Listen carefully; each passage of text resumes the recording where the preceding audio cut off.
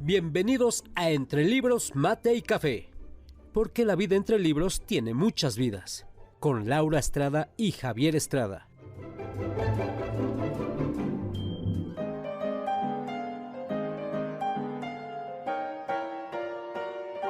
Entre Libros, Mate y Café advierte que las opiniones vertidas en este podcast son de ávidos lectores a quienes les encanta compartir lo que leen.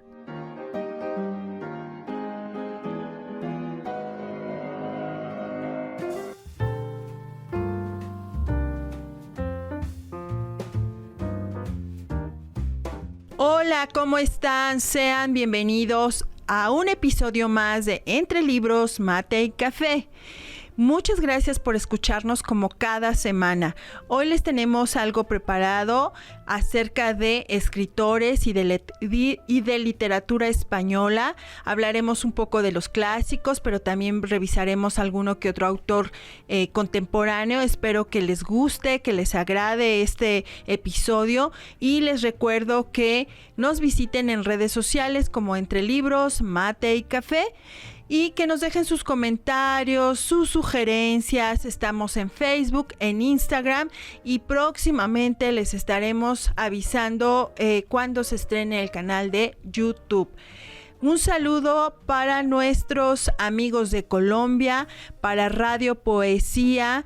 Gracias por seguirnos, gracias por escucharnos cada semana. Y también búsquenos en redes sociales, cuéntenos un poco de su cultura, qué tema les gustaría que platicáramos o platíquenos acerca de su cultura, de su día a día. Y bueno, vamos a empezar hoy, Javier. Hoy yo traigo un escritor más bien contemporáneo que se llama Javier Marías, con un libro que se titula Mañana en la batalla, piensa en mí. Un libro maravilloso, un libro que todavía se encuentra tanto impreso como en digital. ¿Y tú de qué nos vas a hablar, Javier? Bueno, a mí ya sabes que tiendo a ser un poco más conservador, pero bueno, de lo más reciente que me gusta es Rafael Alberti. Híjole, es un súper buen escritor. Es casi murió el siglo pasado, apenas en el 99, y por ahí me gustaría tocar, porque como yo soy muy clásico, pues al maestro de las letras españolas, a Cervantes, a Alarcón, etcétera. Será una cosa breve para que nuestros amigos en Colombia y en todo el mundo busquen la obra de Cervantes, que finalmente es el gran promotor de las letras hispánicas. Claro, y a mí me parece que va a ser muy bueno este episodio, porque además estamos previo a lo que serían algunas fiestas, fin de año, y siempre conocer un poquito más de nuestras raíces, de la historia, es muy interesante. Bueno, pues yo quiero platicarles que Javier Marías nació en Madrid en 1951. Es autor de, es una obra literaria, la de él, bastante extensa.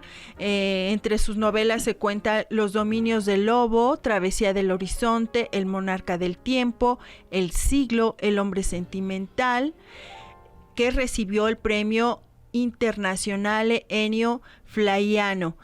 Todas las almas, premio Ciudad de Barcelona, Corazón tan blanco, premio de la crítica Prix Ayoil, Internacional Dublín, premio Internacional de Dublín, Mañana en la batalla, piensa en mí, que es del que les voy a hablar, premio Fansterrat, premio Internacional Rómulo Gallegos, premio Arzobispo Juan de San Clemente Prix.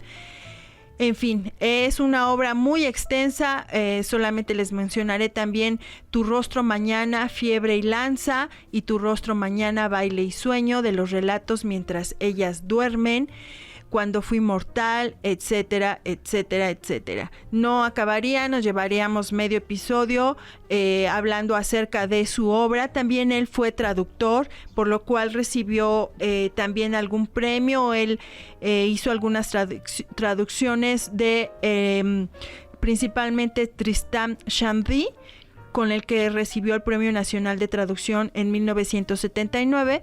Fue profesor en la Universidad de Oxford y en la Complutense de Madrid.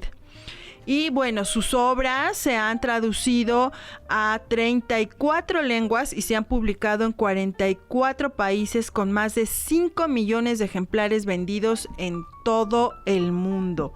Este es Javier Marías Franco, que bueno, como ya vimos, ha sido un escritor sumamente prolífico y que además tiene un estilo muy, muy peculiar, un estilo que te engancha, que te no te deja seguir o detenerte, más bien, no te deja detenerte una vez que empiezas. Y este libro en particular, este libro de Mañana en la batalla piensa en mí, es un libro espectacular. Yo tengo una versión de una editorial que se llama De Bolsillo, que es una de las versiones, pues digamos económicas que se puede conseguir aquí en México, de la casa editorial Random House, y también lo pueden encontrar en internet, una versión para internet de Alfaguara. A mí me gustó mucho esta novela porque desde que tú la comienzas a leer, pues te atrapa. El primer capítulo nos habla es un relato en donde se está cocinando una posible infidelidad. Y bueno, Resulta que esta posible infidelidad termina en una muerte que no es provocada. Termina en Marta, que es la protagonista, Marta Telles, cita al protagonista Víctor Francés en su casa. Ahí está su pequeño, su esposo Dean se había ido a Londres y entonces ellos iban a aprovechar esta ausencia para pasar un buen rato juntos. Y bueno, resulta que las cosas no salen bien porque en los preámbulos amorosos Marta se empieza a sentir mal y pues ella fallece. Lo interesante es lo que viene después, porque lo que viene después es algo que probablemente ya hemos visto, Javier, en otras ocasiones. Estas cuestiones de la conducta humana, de la culpabilidad, de cómo actuar ante hechos inesperados. Hay un momento en que él no sabe qué hacer, si quedarse, piensa en el niño, piensa en ella, y bueno, él termina retirándose del lugar, y dejando ahí al niño y a esta mujer fallecida. Y bueno, vamos a continuar más adelante. Cuéntanos, Javier, algo más de los libros que nos vas a comentar. Bueno, quería comentarte dentro de estos escritores, a lo mejor no tan nuevos, pero sí relativamente, pues Rafael Alberti. Yo creo que Rafael Alberti es uno de esos muy, muy buenos poetas que viene a romper esa antigua tradición gongórica y sistemática de la poesía española. Me parece que esta nueva forma de entender la poesía en razón de los eventos que van ocurriendo durante sobre todo la mitad del siglo XX en la España de Alberti, le da una connotación muy, muy interesante. Digo, sin dejar de lado esos rasgos de Góngora. No lo sé, hay una apertura muy interesante de Rafael Alberti hacia el uso de un español más popular, entre comillas, ¿no? Y eso lo vemos mucho reflejado en un muy buen libro que se llama La Amante, donde inclusive ya da una forma de descripción. Era muy aficionado a los vinos y da esta descripción de la Ribera del Duero, de Burgos, etcétera, ¿no? Me parece que Alberti es de estos cancioneros de la nueva generación española. No olvidemos que el viejo cancionero Jorge Manrique en el siglo XVI era el que inicia esta parte, ¿no? Pero yo creo que Rafael Alberti aún así retoma mucho la nueva lírica española sin olvidar sus raíces, ¿no? Ya decía yo, Góngora me parece que es fundamental en la literatura de Alberti, y lo podemos ver en otro libro muy interesante que se llama Calicanto. Ese es un libro donde yo veo mucho ese estilo que desaparecen las transfiguraciones sombrías, etcétera, etcétera. Oh, pues qué interesante. Bueno, yo regresando al libro de Javier Marías, me gustaría explicar, bueno, más o menos el porqué de este nombre. Uno dice, bueno, mañana en la batalla piensa en mí, pues ¿a qué se refiere? Este título viene de justamente cuando está Víctor en la casa de esta mujer, se da cuenta que hay modelos de guerra o reproducciones colgados del techo del pequeño, que son de juguete, y entonces estos modelos de guerra le recuerdan o le traen a la memoria por esta tendencia de asociación que tiene Javier Marías, que es algo que él está muy marcado en su literatura, esta tendencia a asociar.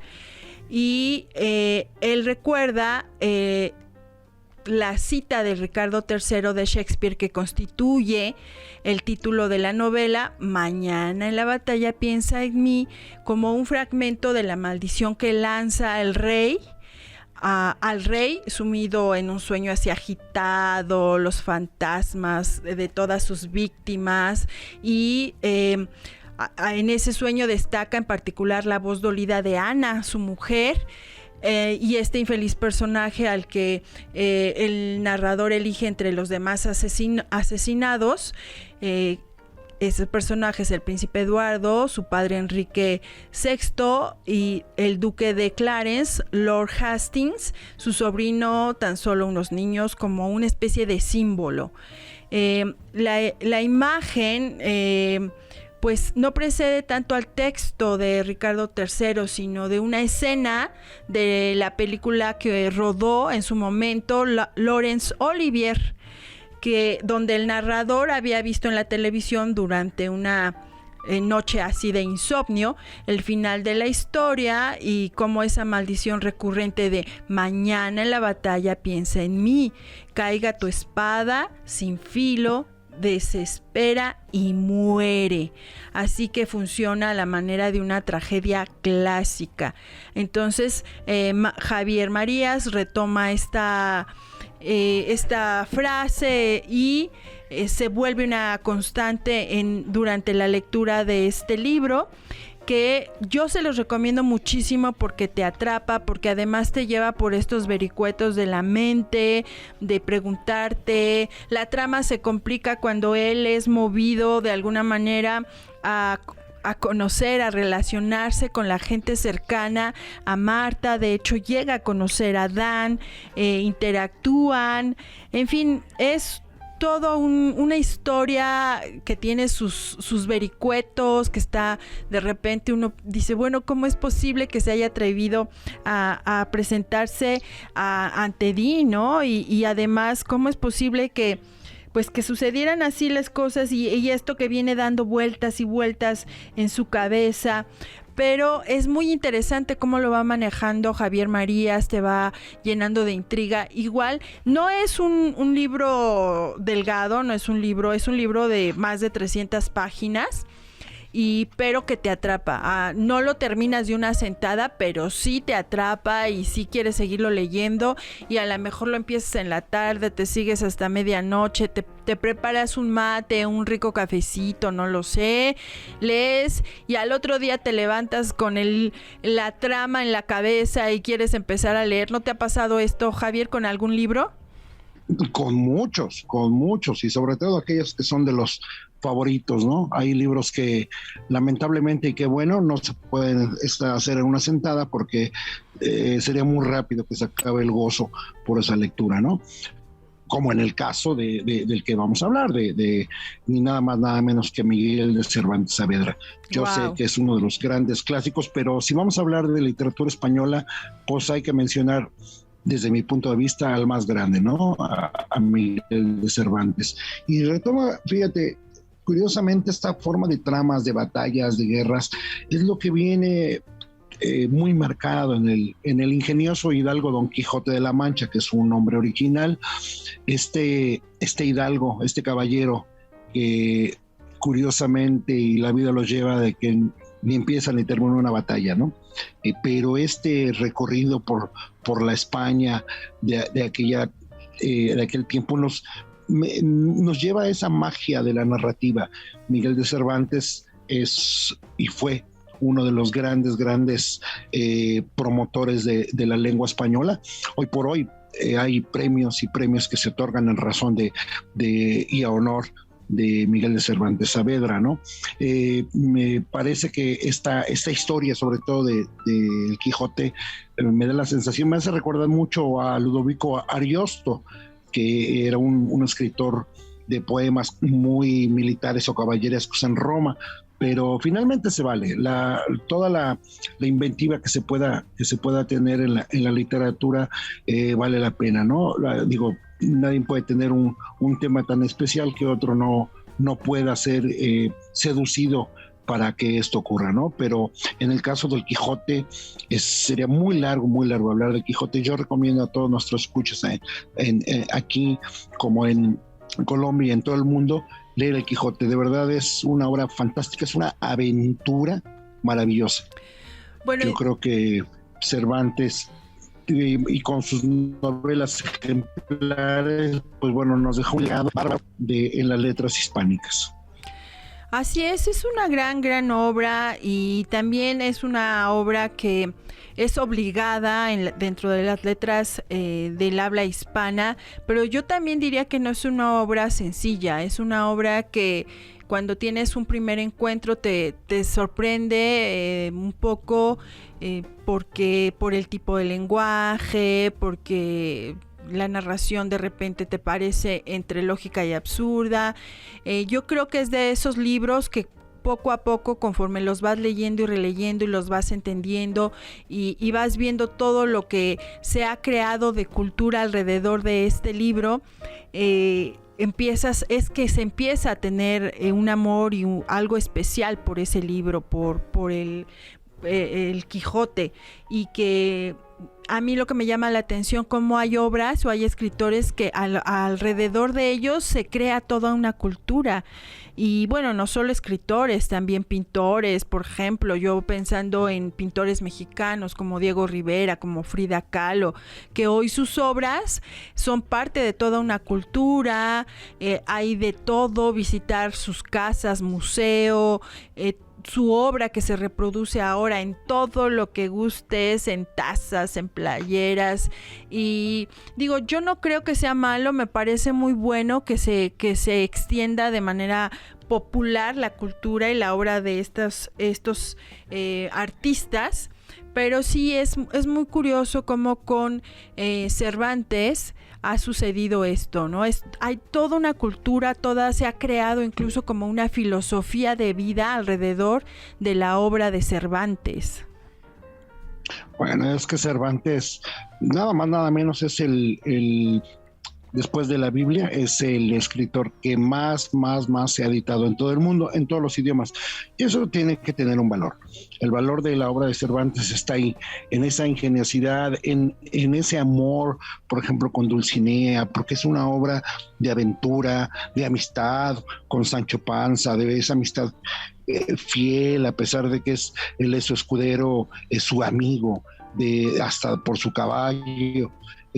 Me parece que esas andanzas por todos los pueblos y por todas las regiones de la España me da esta narrativa del amor a la patria. Yo creo que Cervantes para mí es la clave tanto de las letras hispánicas y del conocimiento de las raíces y la verdad sustentable y rural de la España de aquel tiempo, ¿no? Me parece que hay otro, nada menos que Federico García Lorca, ¿no? Que competía mucho con Cervantes, pero yo creo que este es un poeta muy diferente, ¿no?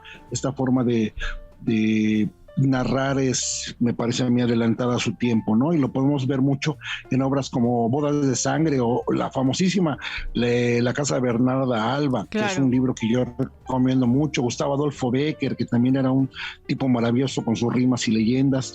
A mí me parece que todos estos poetas y escritores españoles, Quevedo, no olvidemos al gran Antonio Machado, que inclusive mucha de la música de Antonio Machado sobre todo un libro muy bueno en su antología poética. Muchos cantantes españoles, como el caso de Serrat, lo han convertido en música y lo han impulsado más allá, ¿no? Benito Pérez Galdós, qué decir, Juan Ramón Jiménez con su famosísimo Platero. Pastorales, el Platero y yo. Claro. Entonces, España siempre nos ha dado una riqueza cultural en letras y artes que bienvenida sea, ¿no? Más allá de algunas cosas y algunas tendencias por lo de la conquista, pero bueno, hubieran sido los españoles o los franceses o cualquier potencia en su momento. Yo creo que en el cuestión del idioma y de las letras que nos ha legado la España, hay que agradecerlo mucho. Y sobre todo Cervantes hoy es un referente. Ganar el premio Cervantes significa tener un conocimiento, una estructura del lenguaje español para que así ocurra. Así es, y bueno, ya que mencionaste a García Lorca, creo que sí, la poesía de él era indispensable y además influyó en la obra de otros escritores. De hecho, no hay plan de estudios, creo yo, que no tenga contemplado el estudio de todos estos autores que acabas de mencionar, y que además, la verdad, mis respetos, porque cuando tú lo lees y te inspiran y tratas de escribir algo bajo esta influencia, te das cuenta que definitivamente pues no es fácil, gente que conocía perfectamente bien el idioma, la métrica, la rima, etcétera, todo esto que compone una poesía ortodoxa, digámoslo así. Y bueno, me parece que todos ellos son y aportaron desde luego al mundo hispano. Después de esta influencia, bueno, surge grandes escritores latinoamericanos que fueron influenciados por cada uno de ellos, pero me parece que, y bueno, como gran representante tenemos a nuestra querida Sor Juana, que también tenía una poesía y una forma de hacer letras que bien podía equipararse o estar al nivel de estos escritores.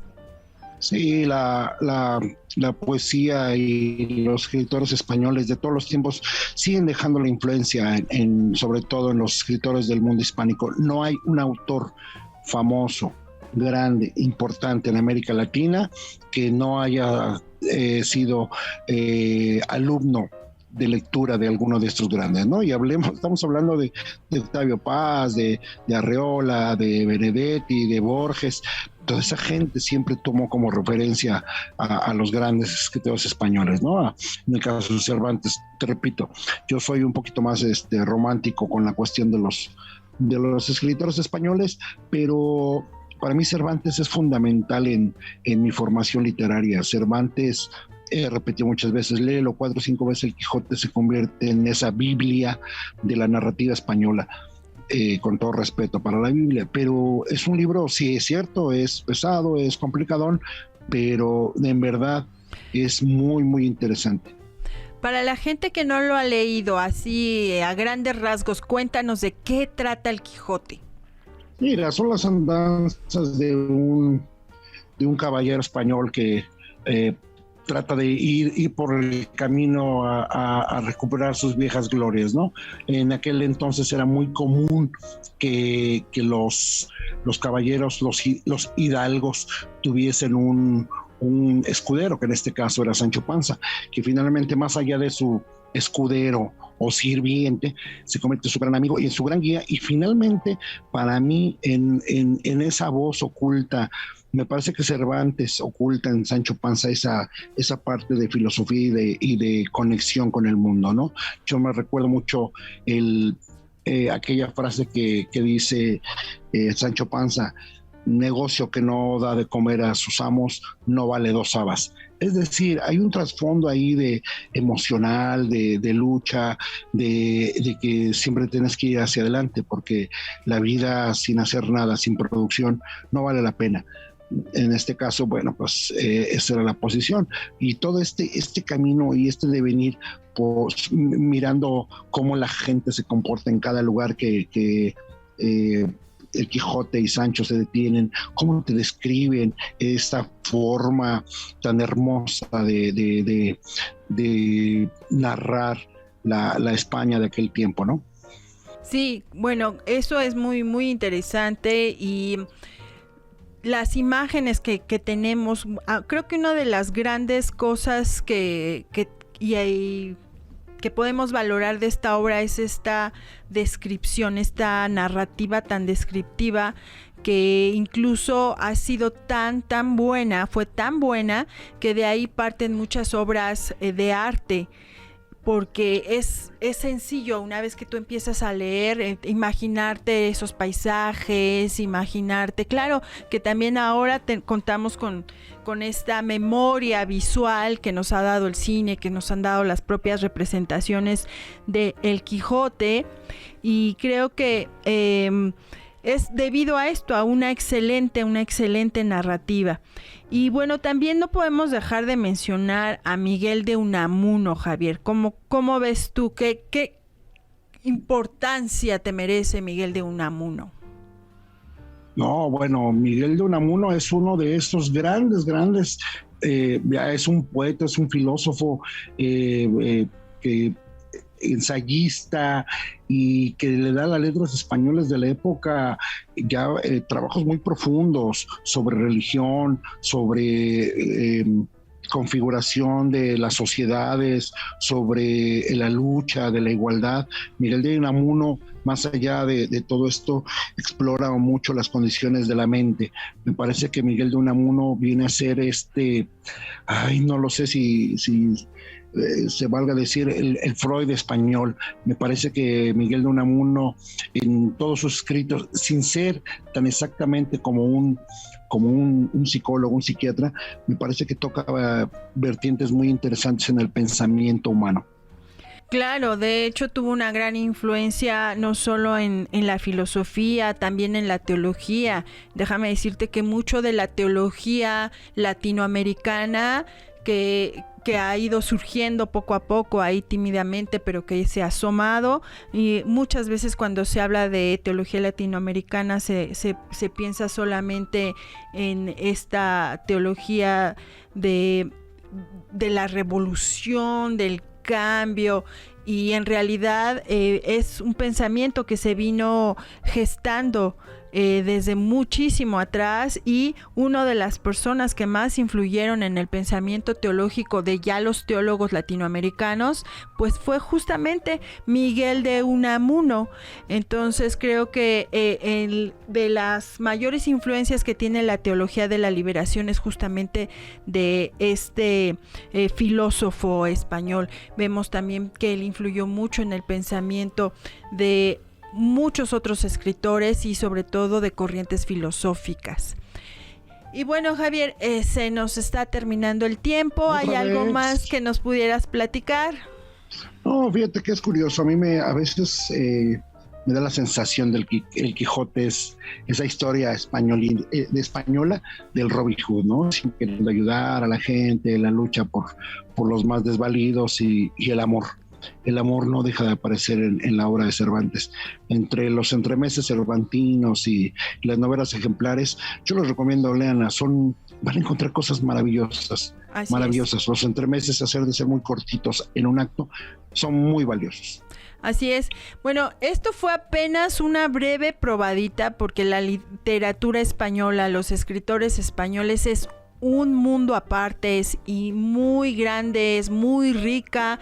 Entonces tendremos que hacer una segunda, tercera o a lo mejor hasta cuarta parte, viendo incluso autores más recientes, de épocas más recientes. Pero por hoy se nos ha terminado el tiempo. Agradezco mucho que estuvieras con nosotros, Javier. Y bueno, les recuerdo que nos visiten en nuestras redes sociales. Búsquenos en Facebook, en Instagram como Entre Libros, Mate y Café. Y recuerden que la vida entre libros tiene más vidas.